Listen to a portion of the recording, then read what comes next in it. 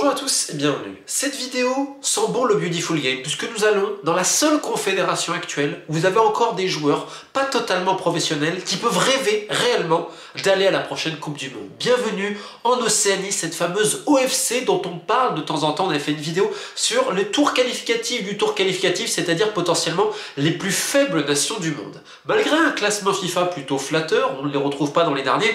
En fait, les nations océaniques, elles obtiennent des points parce qu'elles jouent les unes contre les autres. Donc, forcément, il y a des vainqueurs et vous montez dans le classement.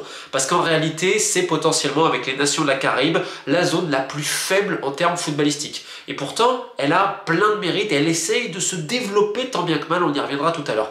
Et donc, historiquement, l'Océanie n'a jamais eu de qualifié direct pour la Coupe du Monde. On disait que c'était 0,5, c'est-à-dire que le grand vainqueur de toutes les qualifications affronterait ensuite un barragiste, soit dans la zone Asie, soit à un moment donné, je crois que c'était dans la zone de la CONCACAF, donc Amérique du Nord, Amérique centrale ou Caraïbes. On se rappelle notamment de 2010, où la Nouvelle-Zélande s'était imposée face au Bahreïn et avait disputé le mondial. Rendez-vous compte que les Kiwis ne comptent que 2 participations mondiales, je crois que c'était 82 et 2010. Alors vous allez me dire, mais l'Australie, oui, l'Australie, lorsqu'elle jouait dans zone Océanie, arrivait souvent à se qualifier, mais elle devait aussi passer par ce barrage-là, sachant que en zone Océanie, c'est particulier. À l'époque, il y avait un tour préliminaire et donc seulement les meilleures nations allaient dans une qualification conjointe avec la zone Asie. Ensuite, on a eu Israël qui à un moment donné a été exclu de la zone Asie, qui a joué un petit peu des qualifs en zone Océanie, comme Taïwan. Et puis ensuite, je crois que la dernière édition c'est 2006. Et puis après, l'Australie joue désormais dans la zone Asie. Et donc maintenant, la Nouvelle-Zélande est la grande favorite. Parce qu'il y a eu une seule fois où la finale n'a pas été Australie-Nouvelle-Zélande, c'était les îles Salomon. Je crois que c'était pour la Coupe du Monde 2002, si je ne dis pas de bêtises. Et donc depuis que l'Australie a rejoint l'AFC, la Confédération Asiatique, et la Nouvelle-Zélande domine, trône notamment sur ses qualifs Coupe du Monde. Rendez-vous compte, elle n'a jamais été réellement inquiétée, elle a toujours gagné cela et donc le droit de disputer ce barrage. Sauf que comme vous le savez, élargissement Coupe du Monde à 48 équipes et donc désormais le vainqueur de la zone Océanie sera qualifié directement. Et le finaliste, lui, ira donc en barrage et ce sera donc la Nouvelle-Calédonie. Pour la première fois de son histoire, les Cagous peuvent espérer voir la Coupe du Monde. Avant d'évoquer en détail la sélection calédonienne et toutes les joyeusetés de ce football-là, je voudrais un peu contextualiser parce que comme je vous dis, c'est une zone qui bouge beaucoup. Déjà, il y a la A-League. Alors vous allez me dire, c'est quoi la A-League? C'est le championnat d'Australie en théorie. Sauf qu'on l'a vu ces dernières années, il y a eu un élargissement et donc une formation néo-zélandaise a été acceptée qui est Wellington. Or, lors de cette édition-là, actuelle, qui est le premier? C'est une nouvelle franchise qui a été spécialement créée pour la A-League à Auckland, Auckland FC, qui est détenu d'ailleurs par Bill Foley, comme vous le savez, multipropriété, Lorient, Bournemouth, etc. Et donc, il y a 2 franchises néo-zélandaises en A-League, un championnat dit professionnel. Et vous allez me dire, mais quid du championnat néo-zélandais? Alors, il est divisé un petit peu en régions, etc. C'est un petit peu particulier, d'ailleurs les dates c'est assez marrant parce que je crois que c'est de octobre à mars que vous avez la A-League et de mars à décembre que vous avez le championnat néo-zélandais et en fait c'est souvent ce que dit l'OFC, c'est qu'il n'y a aucun championnat réellement pro des nations dites océaniques. Le seul c'est la A-League où donc certains joueurs, maintenant certaines franchises néo-zélandaises sont autorisées. Sauf que vous avez peut-être dû voir, il y a un projet, c'est celui de faire une Pro League avec 8 équipes à l'horizon 2026 et donc le premier championnat professionnel océanien. C'est depuis 2019 que l'OFC travaille dessus, notamment par l'intermédiaire de son secrétaire général, Franck Castillo, alors, qui a quand même des discours enflammés, il nous parle de sponsors, de plein de choses. Attention à l'emphase, on se rappelle ce qu'avait né la Super League africaine avec les 10 sponsors et le développement. Sauf que là, on se dit que ça pourrait être potentiellement une idée, sauf qu'on est intéressé pour qu'il y ait aussi un club d'Australie. Alors que l'Australie a quitté l'OFC pour l'AFC. On parle de visibilité, on parle potentiellement d'une équipe d'Hawaï, il y aura la Nouvelle-Zélande, et certains pays présentent donc une franchise, on va dire une création, c'est presque une entité. Tahiti par exemple veut construire un projet Tahiti United autour de l'AS Vénus. L'AS Vénus c'est un peu le corps économique et footballistique si vous voulez de la sélection nationale parce que Samuel Garcia, l'entraîneur, était également à Vénus, donc ils ont fait une conférence de presse, ils en ont beaucoup parlé. En Nouvelle-Calédonie on parle que ce serait un projet autour du club de Yegen mais qui engloberait potentiellement des fusions et d'autres créations. On a un projet en Papouasie, au Vanuatu, je crois aux îles Salomon et surtout même au Samoa, ce qui est quand même plus étonnant, ça m'étonnerait qu'une franchise des Samoa fasse le cut parce que ça paraît quasiment impossible en fait et ça pose plein de questions vis-à-vis des championnats nationaux, comment on va faire, enfin bon, ça c'est un petit peu à l'horizon 2026. Parce qu'il y a diverses compétitions d'Océanie, vous avez notamment la Ligue des champions des clubs qui est évidemment dominée par les franchises néo-zélandaises, sauf que vous allez me dire 2019, on se rappelle que ça a été une finale calédonienne entre Yegen qui s'impose face à Magenta en finale. On sait que ces dernières années, il y a eu des clubs de Tahiti, donc de la Polynésie française, qui sont allés très loin, notamment l'AS Vénus Et le deuxième, c'est Tefana, peut-être mal le prononcer. Et parfois, vous avez une équipe des Salomon ou surtout de la Papouasie-Nouvelle-Guinée. Parce que globalement, historiquement, les deux meilleures nations, on va dire, derrière la Nouvelle-Zélande, c'est les îles Salomon et les Fidji, mais c'est très proche de Tahiti, donc de la Polynésie française, et de la Nouvelle-Calédonie. Or, qu'est-ce qui s'est passé? On a eu cette demi-finale épique, francophile évidemment, entre la Polynésie française et la Nouvelle-Calédonie.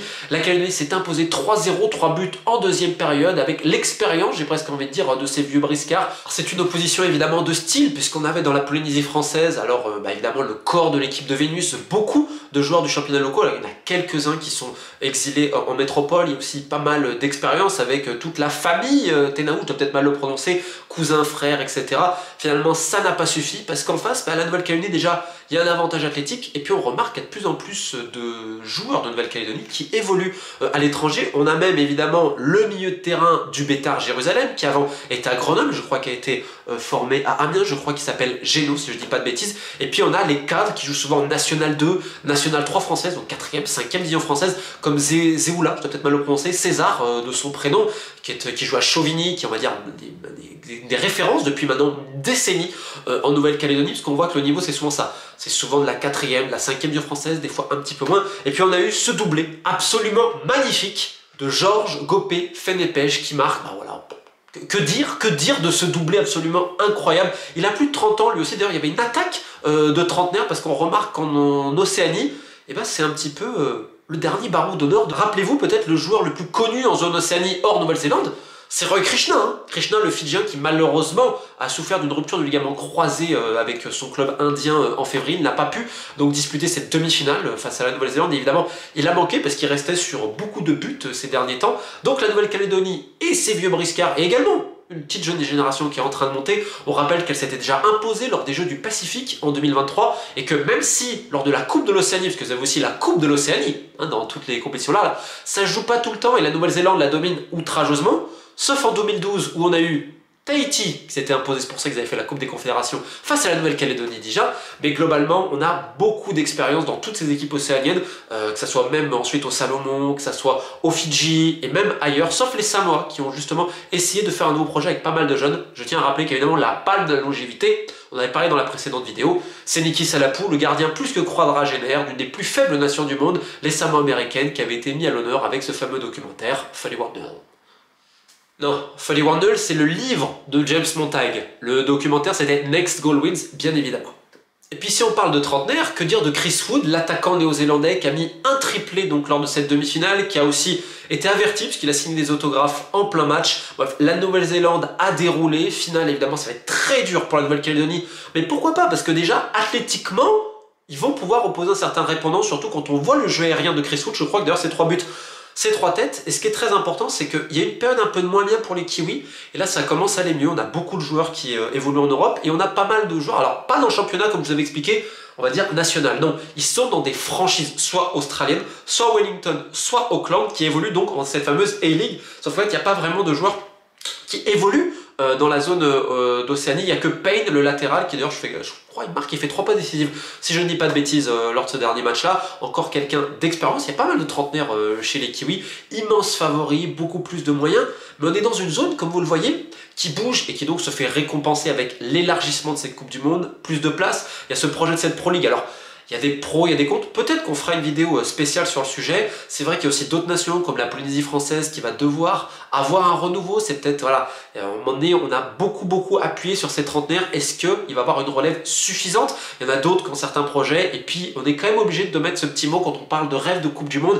Et surtout en Océanie, parce que je le rappelle, c'est pas complètement professionnel. Puis vous avez tous ces autres archipels, ces petits états, Kiribati, Tuvalu, les îles Marshall, etc., qui espèrent un jour avoir l'affiliation au FC. Le problème c'est que tu remarques que c'est quasiment impossible. C'est pour ça que certains se tournent vers l'AFC, la Confédération Asiatique, et ça dans le développement global de l'Océanie, donc de tout ce qui compose tous ces archipels, tous ces états. C'est quand même dommage de voir que l'OFC est parfois très obscur et très opaque pour les nouvelles affiliations, et que la FIFA non plus n'aide pas forcément. Mais bon, on va terminer cette vidéo sur une note d'espoir, parce que pour une fois on parle du football océanien, et quelque part c'est important parce que c'est l'une des dernières régions, j'ai presque envie de dire, c'est les dernières terres sauvages du football international dans cette mondialisation. On a encore des joueurs peut-être un petit peu ventrus, d'autres qui ne font pas que du football mais qui n'ont qu'un seul amour, celui du beautiful game. Bonne chance à la Nouvelle-Zélande et à la Nouvelle-Calédonie, et nous on se dit à très vite.